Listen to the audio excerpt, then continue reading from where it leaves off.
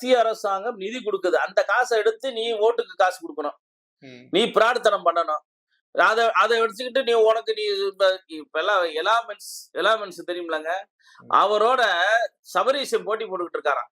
Rocket இருக்குல்ல, rocket company ஒருத்தர் ஆரம்பிக்கிறார். எலாமென்சன் ஆரம்பிக்கிறாரு. அவரு ராக்கெட் கம்பெனி இன்னொரு தமிழ்நாட்டுல ஒருத்தர் ஆரம்பிக்கிறாருங்க. அவர் யாருன்னு கேக்குறா. அவர் என்ன தொழில் பண்றாருன்னு கேக்குறாங்க. அவர் ஒண்ணுமே இல்லங்க, அரசியல்வாதியோட மருமையங்க. ம். ஏங்க 3 லட்சம் கோடிக்கு அதிபரா நீங்க எல்லாம் இருக்கிறீங்க. 7 குழந்தைகள் படிச்சுட்டு போன்னு விட்டு தொலைஞ்சன்னாவீங்க. ம். இவங்கெல்லாம் மனுஷங்களான்னு கேக்குறேன். மனசாட்சி உள்ள மனுஷங்களா? 7 குழந்தைகளுக்கு அந்த படிப்பு ஏன் போகக்கூடாதுன்னு நினைக்கிறாங்க? ஏன் இந்த காசுகளை பூரா கொள்ளையடிச்சு வச்சுக்கணும்? அரசாங்கம் கொடுக்குற காசுகளை கொள்ளையடிச்சு வச்சுக்கணும்.